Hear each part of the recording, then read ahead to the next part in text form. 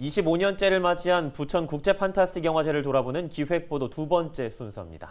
부천 영화제 속 행사인 비욘드 리얼리티는 지난해부터 영종도 인천공항으로 자리를 옮겼습니다. 멀리 이동한 만큼 흥행에도 효과가 있었을까요? 이정하 기자입니다.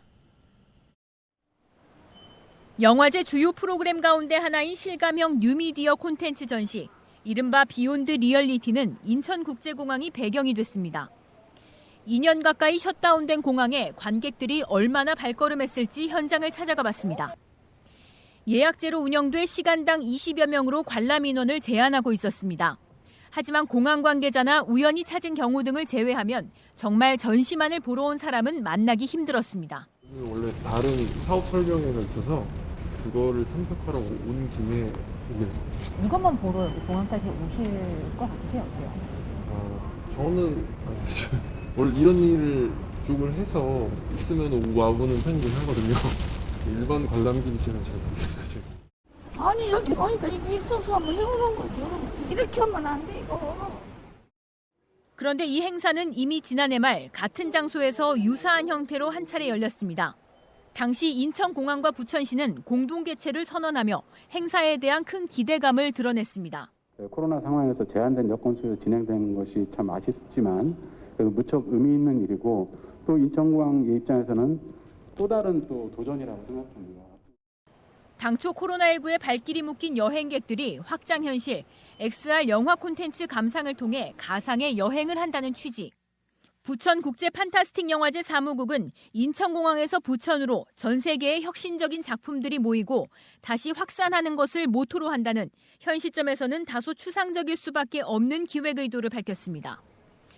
인천공항공사와 부천시는 어떻게 이 행사를 두 해나 함께 열게 됐을까? 전시를 위해 부천시는 지난해 1억 5천만 원, 올해는 그 규모를 더욱 늘려 2억 원 가까운 예산을 들였습니다. 여기에 인천공항공사는 장소를 제공하고 회당 2천만 원을 지원한 게 전부입니다. 사실상 예산 대부분을 부천에서 쓰고 잔치는 인천에서 열게 된 셈입니다.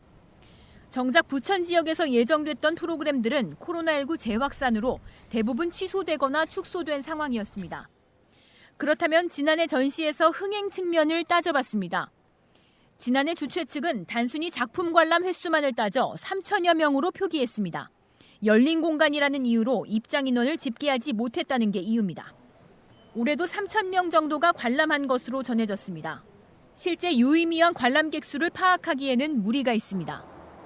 부천에서 40여 킬로미터나 떨어진 사실상 사람들의 발길이 끊긴 공항을 두 차례나 연이어 축제 장소로 선택한 것이 아쉬울 수밖에 없는 지점입니다. 부천 시민들이 함께 호흡할 수 있다라고 하는 공론의 장, 그리고 같이 즐길 수 있는 문화 콘텐츠로서의 기회의 장을 마련하는 것이 오히려 보완돼야 될 문제이지.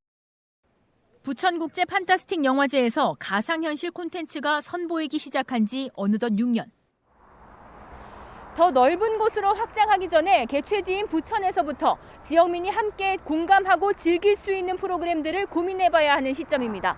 헬로티비 뉴스 이정하입니다.